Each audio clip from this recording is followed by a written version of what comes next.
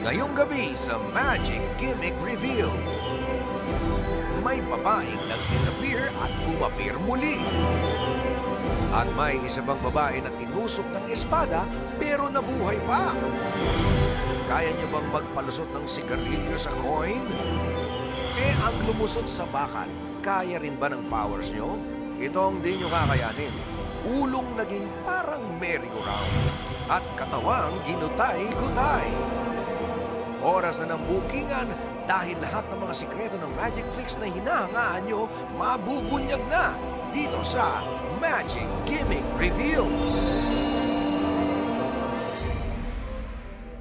Eto na naman tayo sa isang show na puno ng magic and katuwaan.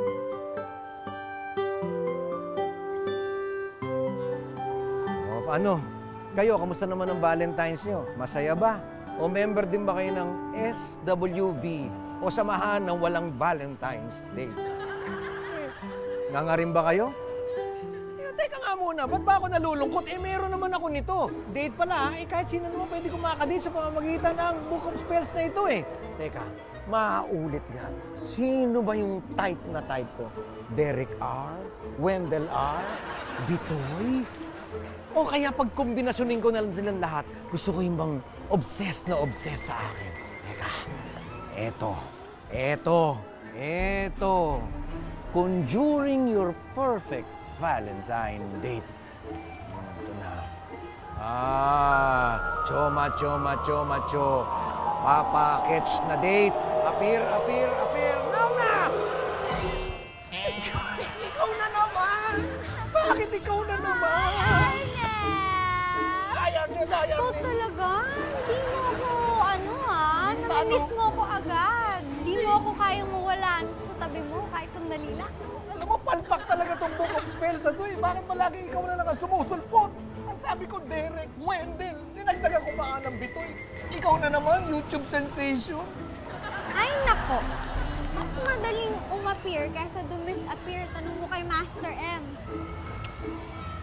Ikaw na lang magtanong. Saan ba ako nagkamali? Ito naman, ka na naman eh. Namiss mo naman talaga. Hindi kita namimiss.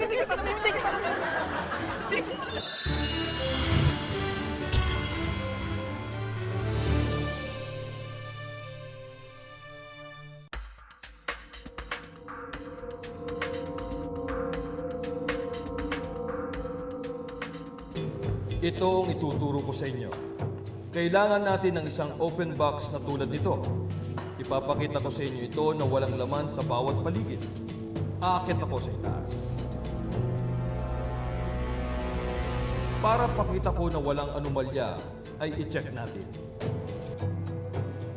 Malinaw pa sa sikat ng araw. Walang daya. Para exciting itong magic trick na ito, tatawagin ko ang sexy kong assistant, si Miss Desai. Come on down! Ano ba namang suot yan? Ang ganda ng damit niya, hindi ba? Pang Gone with the Wind, ala Scarlett O'Hara. Classic yan, ha? Kailangan maganda ang damit ng assistant para maganda rin ang outcome ng magic.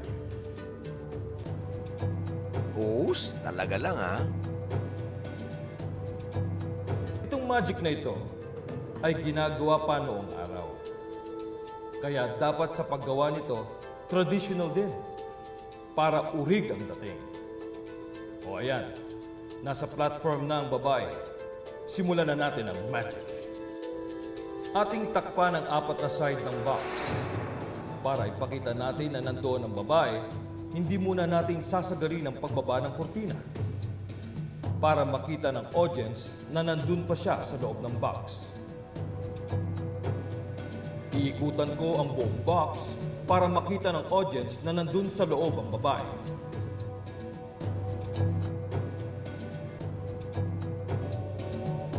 Oras na para mawala ang babae. Kaya dapat nang ibaba ang kurtina. Bibilang ako ng 3. 1, 2, 3. Itaas ang mga kurtina. Tcharan! Wala na siya.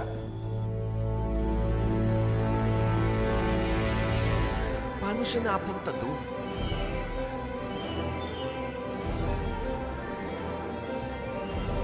Alamin natin.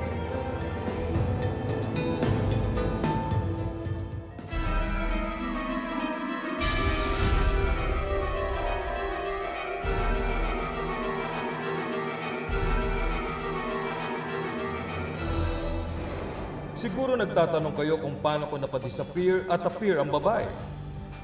Ganito lang ang secret niya. Una, ang sikreto ay nasa damit na pula. Sa ilalim ng damit ni Miss Tisay ay may 4 na hooks. 2 sa harapan at 2 sa likuran. Ang mga hook na ito ang pinakamahalaga sa magic trick na ito.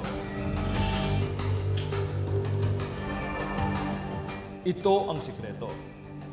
Pagkatapos matakpan ng kortina ang kalahati ng damit, sa itaas ng box ay may 4 na tali. Huhubarin ni Tisay ang sash ng damit at ikakabit ang tali sa 4 na hook sa bewang niya. Gagawin niya ito nang hindi masyadong gumagalaw para hindi mapansin ng audience. At pagkatapos ay tatayo ng damit na ito dahil nakasabit na ito.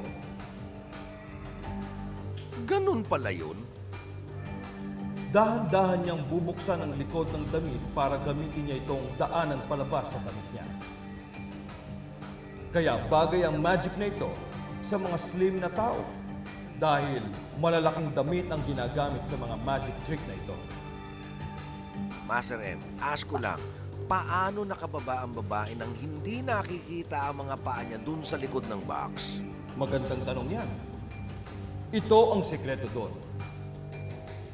Bago bumaba si Miss Tisay sa platform, mayroong pipindutin ang isa sa mga girl assistant ko. Isa itong trapdoor kung saan mayroong salamin sa ilalim ng platform para hindi makita ang mga nangyayari sa likod ng box. Ganito yun. Galing naman! Paano naman ang damit? Saan napunta yun? Dahan-dahang aalis si Miss Tisay sa platform at may iwan ang damit na nakasabit sa loob ng box. At ito ang nangyari sa damit. Sa ibabaw ng box ay may remote control para bumagsak ang kisame. Mahuhulog ang damit sa isang trapdoor kung saan magiging sahig naman ng platform ang kisame. Doon matatago ang damit sa trapdoor ng box. Eh, paano napunta si Miss Tisay sa kabilang side ng stage at suot uli niya ang damit? Pagbaba niya sa platform, ay sumuot siya sa butas sa hagdanan kung saan kasyang-kasya lang si Miss Tisay. Pagkatapos ay hihilahin ng isang girl assistant ang hagdan at ilalagay ito sa kabilang side ng stage. Tandaan niyo na nasa loob ng hagdan si Miss Tisay.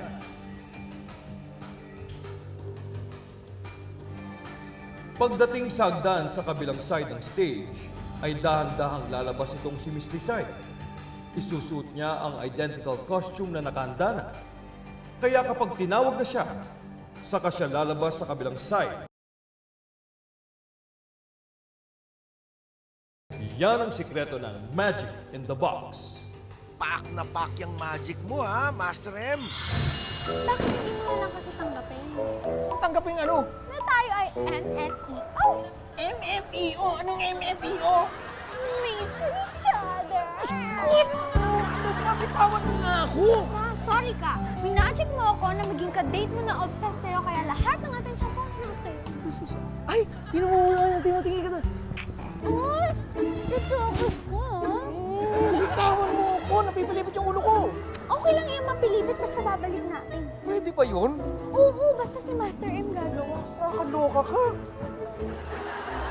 Hindi ako makahinga!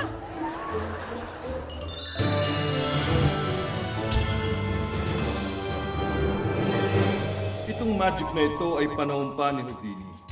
Pero dahil modern na ngayon, medyo updated na.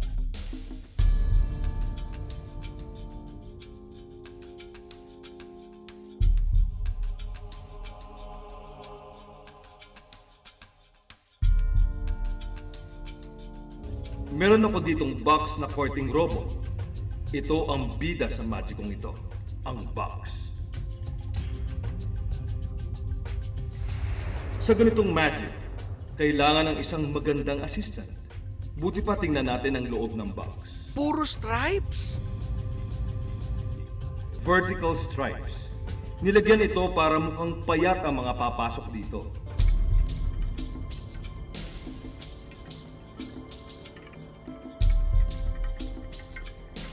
Tamang-tamang laki ng assistant ko sa laki ng box.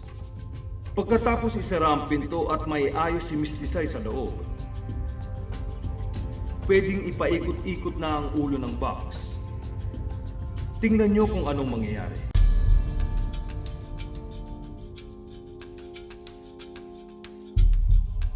Nakakahilo naman yan. Hindi pa dyan nagtatapos ang magic. Ikot, ikot, at ikot-ikot pa. Halika, buksan natin ang pinto ng box. Pagmasdan niyong mabuti. Ano ba yan? Ano nangyari? Naging pilipit siya. To see is to believe in, di ba? Kita niyo namang ipinilipit ko ang buong katawan ni Mistisay. Teka, isara na nating muli ang pinto. Ibalik natin ang pag-ikot ng ulo ni Mistisay sa gawing ito. Konting ikot. Ikot pa. And presto. At tingnan natin kung ano ang mangyayari sa katawan ni Mistisay.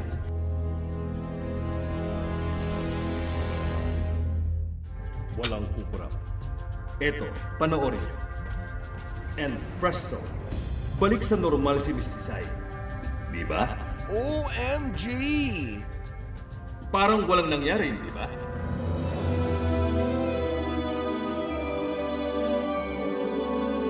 Susunod sa Magic Gimmick Reveal, ulong umiikot, nakakakilabot. Yosing tumatago sa barya, katakataka. Ang sikreto sa likod ng mga magic na ito, mabubuking na sa pagbabalik ng Magic Gimmick Reveal.